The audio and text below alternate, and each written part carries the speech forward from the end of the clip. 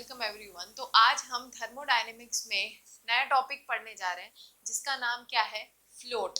That is first law of thermodynamics. ठीक है, so let's start a video. देखो, जो फर्स्ट लॉ ऑफ थर्मोडायनेमिक्स है, पहले हमें ये समझना होगा कि फर्स्ट लॉ ऑफ थर्मोडायनेमिक्स में क्या कहा गया है। ठीक है, तो फर्स्ट लॉ ऑफ थर्मोडायनेमिक्स बोलो चाहे एनर्जी कंजर्वेशन बोलो, बात एक ही चीज है। ठीक है, first law of thermodynamics is energy conservation। और सारे लोगों ने ही ये घिसी पिटी लाइन सुनी होगी कि एनर्जी कंजर्वेशन क्या होता है। सबको पता है energy can neither be created nor be destroyed but it can be transferred from one form to another. ठीक है, ये सभी बच्चे को ये लाइन तो रटी ही हुई है। ठीक, तो आज हमें यही समझना है कि फर्स्ट लॉ ऑफ थर्मोडायनेमिक्स क्या कहता है। तो ये तो पता चल गया कि first law of thermodynamics basically क्या है, इट इज एनर्जी कंजर्वेशन। ठीक है, कि अगर कोई सिस्टम है और आइसोलेटेड सिस्टम है तो उसकी एनर्जी जो होती है वो हमेशा कंजर्व रहती है। मतलब आइसोलेटेड सिस्टम की एनर्जी हमेशा क्या रहेगी, कंजर्व रहेगी। मतलब उसकी एनर्जी ना हम क्रिएट कर सकते हैं ना डिस्ट्रॉय कर सकते हैं, एनर्जी बस अपने फॉर्म को चेंज करेगी। ठीक है, अब देखो हम क्या करते हैं यहाँ पे फर्स्ट लॉ ऑफ थर्मोडायनेमिक्स में क्या वो स्टेटमेंट है, मैथमेटिकल स्टेटमेंट जो दी गई है हमें वो समझना है। ठीक, तो देखो सबसे पहले हम क्या करते हैं, हम एक सिस्टम अज्यूम करते हैं। ये एक सिस्टम है, इसकी जो इंटरनल एनर्जी है, मान लो इसकी इंटरनल एनर्जी क्या है, U1। ठीक, इसकी internal energy, initial internal energy है U1। ठीक, अब हम क्या करते हैं, इसको Q अमाउंट ऑफ हीट, अगर सिस्टम हमारा Q amount of heat absorb करता है, Q amount of heat absorb करता है फ्रॉम सराउंडिंग, तो मैंने ये बात बता रखी थी कि किसी भी सिस्टम की अगर इंटरनल एनर्जी चेंज करनी है तो वो तुम दो तरीके से कर सकते हो, मतलब कर तो तीन तरीके से सकते हैं, लेकिन हमें इस चैप्टर में दो तरीके बताए। वन इज हीट, मतलब हीट का लेन देन कर लो, या फिर क्या करो, वर्क होगा बिटवीन सिस्टम एंड सराउंडिंग। ठीक है, तो यहाँ पे हमने क्या किया, अगर हमने Q amount of heat system ने एब्जॉर्ब किया है सराउंडिंग से, तो डेफिनेटली यहाँ पे क्या होगा, इंटरनल एनर्जी में चेंज आएगा। तो अब इसकी इंटरनल एनर्जी कितनी हो जाएगी, नाउ इंटरनल एनर्जी बिकम्स कितना, U1 प्लस Q हो जाएगा। ठीक है, ठीक, क्योंकि सिस्टम ने हीट को एब्जॉर्ब किया है इसीलिए हम यहाँ पे प्लस Q लिखेंगे। ठीक, अब अगर मान लो हमारा और मन कर रहा है सिस्टम को, सिस्टम की एनर्जी को चेंज करने का, तो हम क्या करते हैं, हम सिस्टम पे W amount of work done कर देते हैं सिस्टम पे। W is the amount of work done on the system from surrounding. तो एक बात बताओ, अगर हमने वर्क डन किया है सिस्टम पे तो भी सिस्टम का क्या होगा, इंटरनल एनर्जी चेंज हो जाएगा। अब यहाँ पे क्या होगा, नाउ इंटरनल एनर्जी चेंजेस, और इंटरनल एनर्जी अब चेंज होके मान लो कितनी हो गई, U2 है ना, U2 हो गई। तो हम क्या लिखेंगे कि U2 इज इक्वल टू क्या होगा, U1 plus Q plus W। मतलब जो फाइनल इंटरनल एनर्जी में चेंज आया सिस्टम के, वो किसके बराबर होगा बेटा, वो किसके बराबर होगा, इनिशियल इंटरनल एनर्जी प्लस जो हमने Q अमाउंट हीट दिया था सिस्टम को वो, प्लस जो हमने W अमाउंट ऑफ वर्क किया सिस्टम पे उसके बराबर हो जाएगा। ठीक है, तो अब अगर मैं लिखना चाहूँ तो क्या मैं इसे ऐसे लिख सकती हूँ, U2 minus U1 is equal to क्या हो जाएगा, Q प्लस W। ठीक है, दैट इज, ये क्या होता है, मैंने बताया था ना, it is change in internal energy. तो ये क्या हो जाएगा, delta U is equal to क्या हो जाएगा, Q प्लस W। और यही हमारा क्या है, मैथमेटिकल इक्वेशन और फर्स्ट लॉ ऑफ थर्मोडायनेमिक्स की, किसी भी सिस्टम का जो चेंज इन इंटरनल एनर्जी होता है वो हमेशा किसके बराबर होता है, वो बराबर होगा Q अमाउंट ऑफ हीट जो हमने सिस्टम को दिया है, और जो हम W अमाउंट ऑफ वर्क जो करते हैं सिस्टम पे उसके बराबर होता है। ठीक है, मतलब ये है मैथमेटिकल इक्वेशन। आई होप समझ आ गया होगा, ये है हमारा मैथमेटिकल इक्वेशन। ठीक, तो अब इस इक्वेशन को बिल्कुल ध्यान में रख लो, ये इक्वेशन चैप्टर में भर भर के बार बार यूज होना ही होना है, तो इसे याद कर लो, delta U is equal to क्या होगा, Q प्लस W। ठीक, अब हम क्या करते हैं, मान लो इसी सिस्टम से पहले हमने वर्क डन सिस्टम पे किया था, अब अगर सिस्टम सराउंडिंग पे वर्क करे तो यही इक्वेशन क्या बन जाएगा, अब अगर W amount of work is done by the system on, हमें पता है सिस्टम किस पे वर्क करेगा, by the system on surrounding, तो यही इक्वेशन क्या बन जाएगी, delta U is equal to क्या हो जाएगा, Q माइनस W, ठीक है। तो ये दो मतलब यही सेम ही इक्वेशन है, बस इसकी फॉर्म याद रखो, ठीक है। तो आई होप यहाँ तक जो मैंने फर्स्ट लॉ ऑफ थर्मोडायनेमिक्स समझाया और जो मैंने इसका मैथमेटिकल इक्वेशन बताई, ये तुम लोगों को समझ आ गया होगा। अब हम क्या करेंगे, कुछ इंपॉर्टेंट कंक्लूजन्स ड्रॉ करेंगे from first law of thermodynamics for different process. हमने अलग अलग टाइप के प्रोसेस पढ़े हैं ना, adiabatic process, isothermal process, then comes isochoric, isobaric, cyclic process. तो हम क्या करेंगे, इन सारे प्रोसेस में जो जो चीज कांस्टेंट है ना, उन वैल्यूज को पुट करेंगे इस फर्स्ट लॉ ऑफ थर्मोडायनेमिक्स इसके इक्वेशन में, और उसके बाद हम कुछ वैल्यूज को या इंपॉर्टेंट कंक्लूजन्स को डिराइव करेंगे, ठीक है। मैंने यहाँ पे कुछ और इंपॉर्टेंट कंक्लूजन्स लिखे हैं, जैसे कि ये, ताकि तुम बार बार देखो जब अभी हम क्वेश्चंस करेंगे तो तुम लोग को कंफ्यूजन ना हो कि अगर work done by the system होगा तो नेगेटिव लेंगे, ऑन द सिस्टम होगा तो पॉजिटिव लेंगे, अगर Q is the amount of heat added to the system होगा तो पॉजिटिव होगा, अगर heat release by the system होगा तो नेगेटिव होगा, ठीक है। तो तुम लोगों की सहूलियत में कोई कमी नहीं होनी चाहिए, ठीक।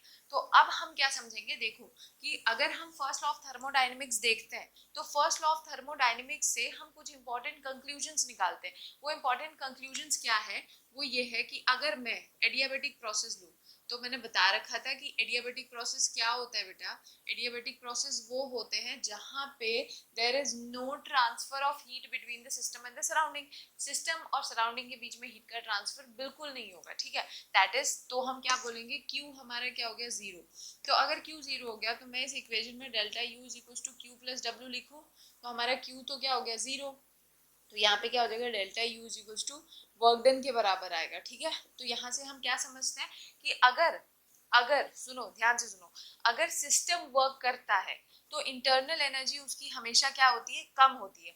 अगर सिस्टम सराउंडिंग पे वर्क करता है तो क्या होगी, उसकी इंटरनल एनर्जी कम होगी, ठीक है। और अगर क्या होगा कि सराउंडिंग सिस्टम पे वर्क करता है तो उसकी इंटरनल एनर्जी हमेशा बढ़ती है, समझ आ रहा है। तो यहाँ से क्या लिखोगे, if work done on the system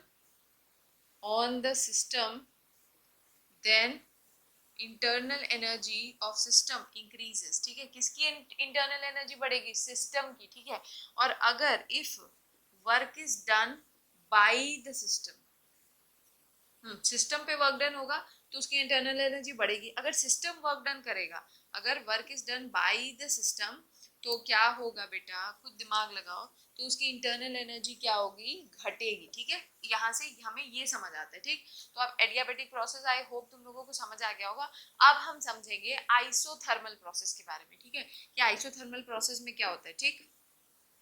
अब थोड़ा सा दिमाग लगाओ, आइसोथर्मल प्रोसेस में क्या होता है बेटा, टेम्परेचर कांस्टेंट होता है, लेकिन टेम्परेचर तो यहाँ हमें दिख ही नहीं रहा, हम क्या कांस्टेंट करें। तो मैंने बताया था कि temperature, internal energy is function of temperature. अगर टेम्परेचर में कुछ चेंज आता है ना तो इंटरनल एनर्जी में भी चेंज आएगा। तो अगर हम बोले कि हमारा डेल्टा टी कांस्टेंट है, तो क्या मैं ये बोल सकती हूँ, because internal energy is a function of temperature, तो हमारा डेल्टा यू भी क्या हो जाएगा, कांस्टेंट हो जाएगा। अब डेल्टा यू कांस्टेंट हो गया, आराम से वैल्यू पुट कर लो, तो क्या हो जाएगा, delta U is equal to क्या हो गया, क्यू प्लस डब्ल्यू। तो यहाँ पे ये 0 हो गया हमारा, तो Q इज इक्वल टू मैं क्या माइनस डब्ल्यू लिख सकती हूँ, ये लिख सकती हूँ। या फिर एक और तरीका हो सकता है, हम इसे ऐसे भी लिख सकते हैं, हम क्या करें, Q को यहीं पे रहने, हाँ मतलब W को यहीं पे रहने देते हैं, हम Q को यहाँ ले जाते हैं, तो W is equal to minus Q. तो यहाँ पे कहने का क्या मतलब है, यहाँ पे कहने का ये मतलब है कि कभी भी अगर हम सिस्टम को हीट देते हैं, क्योंकि यहाँ पे हीट क्या है, पॉजिटिव है ना, तो इसका मतलब हम सिस्टम को हीट दे रहे हैं, हम सिस्टम में हीट ऐड कर रहे हैं, ठीक है। तो अगर सिस्टम को तुम कभी भी हीट दोगे ना, तो सिस्टम उस हीट को कैसे यूज अप करता है, बाय डूइंग वर्क करता है सिस्टम सराउंडिंग पे, ठीक है। मतलब भाई समझो ना, हमने सिस्टम को क्या किया, हीट दिया। अब सिस्टम के पास हीट आया तो वो क्या करता है, इस हीट को कैसे यूज अप करता है, by doing work on the surrounding, ठीक। ये मैं इससे समझाना चाह रही हूँ। यहाँ पे क्या करो, उसी का वाइस वर्सा बोल दो, ठीक है, क्योंकि अब तुम्हें साइन वगैरह ये सब पता है तो तुम आराम से ये सब लिख सकते हो, ठीक। तो हमने एडियाबैटिक प्रोसेस समझ लिया, हमने आइसोथर्मल प्रोसेस समझ लिया। अब हम समझेंगे आइसोकोरिक प्रोसेस, ठीक है। तो हम इसे हटा देते हैं, वैसे तो हमें सब चीज नहीं हटाना चाहिए था। क्या करते हैं हम, आइसोकोरिक प्रोसेस, आइसोकोरिक प्रोसेस। अब मैंने बताया था आइसोकोरिक प्रोसेस क्या होता है। आइसोकोरिक में वॉल्यूम कांस्टेंट होता है, ठीक है, that is delta we is 0। तो एक बात बताओ, वॉल्यूम कांस्टेंट होने का मतलब यहाँ पे हमें वॉल्यूम भी नहीं दिख रहा है, तो अब हम क्या करेंगे, हमारे पास कोई ऑप्शन नहीं दिख रहा है।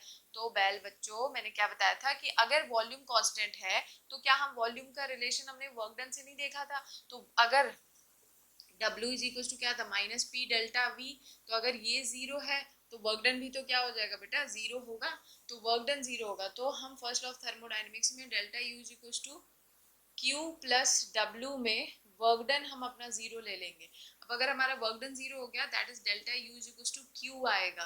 कौन से प्रोसेस के लिए, आइसोकोरिक प्रोसेस, ठीक है। अब देखो आइसोकोरिक प्रोसेस के लिए क्या हम ये बोल सकते हैं कि डेल्टा यू जो है वो Q के बराबर है। Q यहाँ पे क्या है, पॉजिटिव है। तो Q पॉजिटिव कब होता है, जब amount of heat system absorb करता है ना। जब सिस्टम कहीं से हीट एब्जॉर्ब करता है तभी तो Q पॉजिटिव होता है। तो क्या मैं यहाँ पे ये बोल सकती हूँ कि हीट एब्जॉर्ब्ड, और हम इस Q को यहाँ पे नीचे में क्यू वी लगा सकते हैं। यहाँ पे हीट एब्जॉर्ब कब हो रहा है, जब वॉल्यूम हमारा क्या है, कांस्टेंट। तो यहाँ पे क्या हम ये बोल सकते हैं कि heat absorbed at constant volume is used to increase the internal energy of the system. यहाँ पे जो कांस्टेंट वॉल्यूम पे हीट एब्जॉर्ब हुआ है ना, वो किस चीज के लिए यूज होता है, just to increase the internal energy of the system, ठीक है। तो यहाँ पे हमें इस चीज से ये समझ आता है कि heat absorbed at constant volume is used to increase internal energy of system, ठीक है। ये हम बोल सकते हैं, या फिर हम ये भी बोल सकते हैं कि यहाँ पे जो डिक्रीज, अगर इंटरनल एनर्जी डिक्रीज होगा तो कब होगा, जब सिस्टम क्या करेगा, हीट सराउंडिंग को लूज करता है। समझ आया, यहाँ पे मैंने क्या बोला, heat absorbed at constant volume. यहाँ पे जो भी सिस्टम है जब कांस्टेंट वॉल्यूम पे हीट एब्जॉर्ब करता है ना, तो वो हीट पूरा का पूरा किस चीज में यूज हो जाता है, to increase the internal energy of the system. तो अगर सिस्टम हीट लूज करेगा तो उससे क्या होगा बेटा, इंटरनल एनर्जी सिस्टम की डिक्रीज भी तो होगी। तो हम दोनों में से कुछ भी बोल सकते हैं, ठीक। तो आई होप तुम लोग को एडियाबेटिक, आइसोथर्मल, आइसोकोरिक तक सब चीजें क्लियर होंगी, ठीक है। अब हम क्या करेंगे, ये सब चीजें तुम लोग लिख लो। अब हम करने वाले हैं ये, अब हम करेंगे साइक्लिक प्रोसेस, ठीक है, कि साइक्लिक प्रोसेस में क्या होता है। तो ये C था, ये D मान लो, ठीक है। तो साइक्लिक प्रोसेस है। अब एक बात बताओ, साइक्लिक प्रोसेस में हम क्या 0 ले सकते हैं। तो मैंने बताया था साइक्लिक प्रोसेस में जितने भी स्टेट फंक्शंस होते हैं, ठीक है, जो इनिशियल और फाइनल स्टेट पे डिपेंड करते हैं, जैसे इंटरनल एनर्जी सिर्फ और सिर्फ किस पे डिपेंड करता है, इनिशियल स्टेट और फाइनल स्टेट पे। तो हम किसी भी साइक्लिक प्रोसेस के लिए इंटरनल एनर्जी, हम क्या बोल रहे थे, इंटरनल एनर्जी 0 होता है। तो अगर साइक्लिक प्रोसेस में इंटरनल एनर्जी 0 होता है तो हम क्या लिख सकते हैं, according to first law of thermodynamics, delta U is equal to Q plus W होता है। तो हम ये 0 ले लेते हैं, तो यहाँ पे क्या हो जाएगा, Q is equal to minus of W, है ना, यही तो होगा। और ये वाला जो लिखा हुआ है इसको जरा इससे कंपेयर करो, साइक्लिक प्रोसेस और आइसोथर्मल प्रोसेस में ये चीजें बिल्कुल सेम आ रही है। यहाँ पे क्या हम ये बोल सकते हैं कि यहाँ पे जो हीट एब्जॉर्ब हो रहा है वो सिस्टम वर्क डन में यूज कर लेता है ना। यहाँ पे देखो ना, पॉजिटिव नेगेटिव का साइन ले लो और उस हिसाब से अपना स्टेटमेंट बना लो कि जो भी यहाँ पे हीट एब्जॉर्ब हो रहा है वो सिस्टम किस चीज के लिए यूज करता है, जस्ट टू डू वर्क। समझ आ रहा है। तो आई होप तुम लोगों को जितने भी प्रोसेस थे, दैट इज एडियाबेटिक, आइसोथर्मल, कोरिक and then come cyclic process, इन सब का हमने एक नया नया रिलेशन निकाला by first law of thermodynamics. ये सब चीजें तुम लोगों को समझ आ गई होंगी। अब हम क्या करेंगे, कुछ क्वेश्चंस को प्रैक्टिस करेंगे जस्ट टू सी कि जो भी चीजें हमने पढ़ी हैं हमें वो सब चीजें अच्छे से समझ आई हैं कि नहीं आई है। और जितने भी क्वेश्चंस मैं यहाँ पे लिख रही हूँ वो सारे के सारे प्रीवियस ईयर क्वेश्चंस हैं जो कि अभी तक के टॉपिक से पूछी गई है, ठीक है। तो फिर हम क्वेश्चन स्टार्ट करते हैं। तो देखो, अब हमें यहाँ पे कुछ क्वेश्चंस दे रखे हैं, मतलब मैंने यहाँ पे लिखे 3 क्वेश्चंस है और ये तीनों की तीनों क्वेश्चंस क्या कर रखे हैं, प्रीवियस ईयर में पूछे गए, ठीक। तो हम सबसे पहला वाला क्वेश्चन देखते हैं। सबसे पहला वाला क्वेश्चन क्या बोल रखा है, जब when 1 mole of gas is heated eight constant volume, ये सब जो जरूरी चीजें हैं ना इन्हें हाईलाइट कर लो। जब हम 1 मोल ऑफ गैस को क्या करते हैं, कांस्टेंट वॉल्यूम पे हीट करते हैं, तो क्या होता है, उसका टेम्परेचर रेज होता है from 298 kelvin to 308 kelvin if heat supplied to the gas is 500 joule. मतलब हम सिस्टम को कितना हीट सप्लाई कर रहे हैं, 500। तो क्योंकि हम हीट सप्लाई कर रहे हैं तो Q पॉजिटिव होगा। Which of the statement is correct, है ना। तो हमें बताना है इन चारों में से कौन सा स्टेटमेंट करेक्ट होगा। तो सबसे पहले तुम्हारा ध्यान किस पे जाना चाहिए, क्या चीज कांस्टेंट है। तो यहाँ पे क्या है कि कांस्टेंट क्या दे रखा है, वॉल्यूम। तो अगर वॉल्यूम कांस्टेंट हो गया तो हमें पता है delta U equal to Q plus W होता है।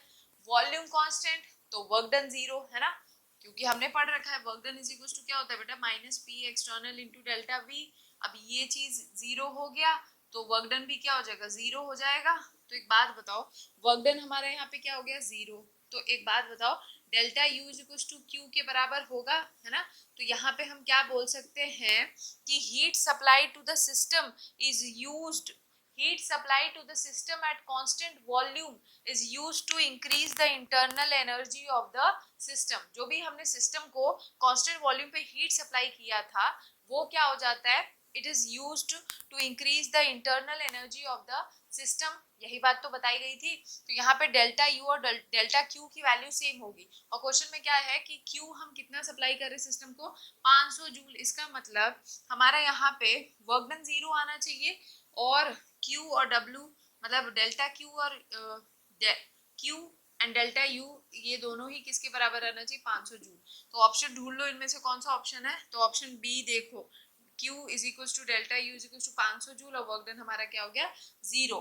तो ये था हमारा क्वेश्चन जो कि बहुत इजी था, ठीक। अब देखो, अब हम क्वेश्चन नंबर 2 देखेंगे। क्वेश्चन नंबर 2 जो है वो 2011 में भी पूछा गया था और 2020 में भी पूछा गया था। तो क्वेश्चन क्या है देखो, what changes happen during the free expansion of an ideal gas under adiabatic condition। तो यहाँ पे हर लाइन इंपॉर्टेंट है।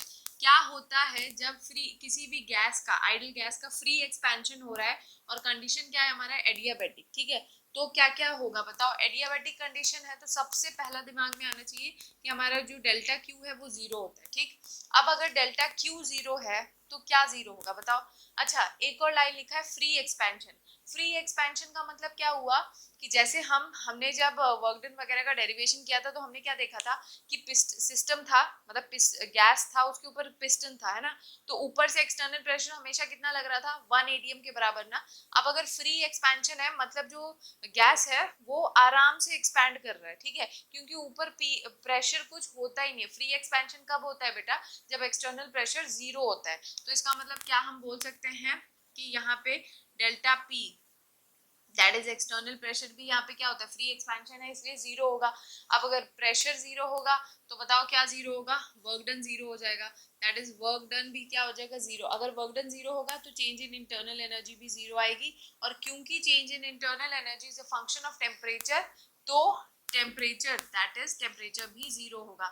तो फ्री एक्सपेंशन जब भी किसी आइडियल गैस का होता है अंडर एडियाबेटिक कंडीशन तो ये सारी चीजें होती हैं जो हमें ध्यान में रखनी है। समझ आए, ये ऑप्शंस के तौर पे क्वेश्चन में दिया गया था, मैंने तुम्हें ऑप्शन ना लिख के डायरेक्ट ऐसे बता दिया, ठीक है, उससे कोई फर्क नहीं पड़ता है, ठीक। मतलब यहाँ पे ये डेल्टा पी की जगह तुम लोग ये लिख लेना ना कि यहाँ पे एक्सटर्नल प्रेशर जीरो होगा, क्योंकि फ्री एक्सपेंशन है तो एक्सटर्नल प्रेशर क्या हो जाएगा, जीरो हो जाएगा, ठीक है। तो ये था। अब हम क्वेश्चन नंबर 3 में देखते हैं। तो क्वेश्चन नंबर 3 बहुत इजी है। ये 2017 में पूछा गया था। बोला क्या जा रहा है, gas is allowed to expand in a well insulated container. एक गैस है उसे हम एक्सपैंड करने के लिए अलाउ कर रहे हैं, लेकिन वो कंटेनर कैसा है, इंसुलेटेड। अब इंसुलेटेड मतलब हीट का एक्सचेंज नहीं होगा, नहीं होगा मतलब क्यू की वैल्यू क्या हो जाएगी, जीरो, ठीक। तो against a constant external pressure, constant external pressure है ऑफ कितना, कांस्टेंट एक्सटर्नल प्रेशर कितना है 2.5 atm, ठीक, ये दे रखा है क्वेश्चन में। फ्रॉम इनिशियल वॉल्यूम कितना, इतना, टू फाइनल वॉल्यूम कितना, इतना। What will be the change in internal energy in joule. हमें क्या निकालना है कि इंटरनल एनर्जी का चेंज क्या आएगा जूल में, जब ये गैस क्या कर रहा होगा, एक्सपैंड कर रहा होगा। तो हमें चेंज इन इंटरनल एनर्जी निकालना है, तो घबराने का नहीं, क्या करना है, फर्स्ट ऑफ थर्मोडायनेमिक्स लिखो, delta U is equal to क्या होता है, क्यू प्लस डब्ल्यू। अब हमें पता है कि इंसुलेटेड कंटेनर है तो क्यू क्या हो जाएगा, 0। तो यहाँ पे हम क्या लिख सकते हैं, delta U is equal to क्या होगा, वर्क डन के बराबर हो जाएगा। और वर्क डन, क्योंकि यहाँ पे क्या लिखा है बेटा, कांस्टेंट एक्सटर्नल प्रेशर। मैंने बताया था कांस्टेंट एक्सटर्नल प्रेशर कब लगता है, जब प्रोसेस कैसा होता है बेटा, इरिवर्सिबल। और इरिवर्सिबल के लिए वर्क डन हम कैसे निकालते हैं, कैसे निकाला जाता है, minus P external into delta we होगा, है ना। तो हम ये वाला फॉर्मूला लगाएंगे, अब आराम से वैल्यू पुट कर लो। चलो यहाँ पे करते हैं, माइनस पी एक्सटर्नल मतलब -2.5, है ना, ब्रैकेट लगा लो। वी फाइनल कितना था, 4.50, 4.50 माइनस 2.50, ये माइनस करोगे कितना आएगा, 2। 4.50 से 2.50 जाएगा तो 2 आएगा। और जब हम 2 को -2.5 से मल्टीप्लाई करेंगे तो -5 लीटर एटीएम आया है, ठीक है। तो आंसर तो हमारा यहाँ आ चुका है। लेकिन बेटा क्वेश्चन में एक और चीज बोल रखा है कि जो तुम यहाँ पे चेंज इन इंटरनल एनर्जी निकाल रहे हो वो तुम्हें जूल में पूछा है। तो 1 लीटर एटीएम को जब भी जूल में कन्वर्ट करना होगा ना, तो क्या करो, 101.3 से मल्टीप्लाई कर लो। तो जब तुम इसे मल्टीप्लाई करोगे क्या हो जाएगा, -5 इंटू 101.3 से मल्टीप्लाई करो, तो यहाँ पे आंसर, तो यहाँ पे हमारा आंसर आ जाएगा -506.5 जूल। ये आएगा हमारा आंसर, ठीक है। अगर यहाँ दिख नहीं रहा है तो मैं यहाँ पे लिख दूं कि हमारा आंसर क्या है, -506.5 जूल। ये हमारा आंसर आया मल्टीप्लाई करके, ठीक है। तो ये क्वेश्चंस थे जो पूछे जाते हैं, मतलब और भी बहुत सारे क्वेश्चंस हैं, लेकिन मैं इस वीडियो में थोड़े से ही क्वेश्चंस को डिस्कस करूंगी, क्योंकि क्या होता है ना, वीडियो बहुत लंबा हो जाता है। तो मैं नहीं चाहती कि वीडियो बहुत लंबा हो। तो हम जब आगे अब नेक्स्ट टॉपिक पढ़ेंगे तो हम कुछ और क्वेश्चंस को प्रैक्टिस कर लेंगे। तो तब तक मिलते हैं नेक्स्ट वीडियो में, तब तक अपना ध्यान रखो, अच्छे से पढ़ाई करो। अगर वीडियो अच्छा लगा हो then do like, share, comment and subscribe, and do share it with your friends. Thank you and bye.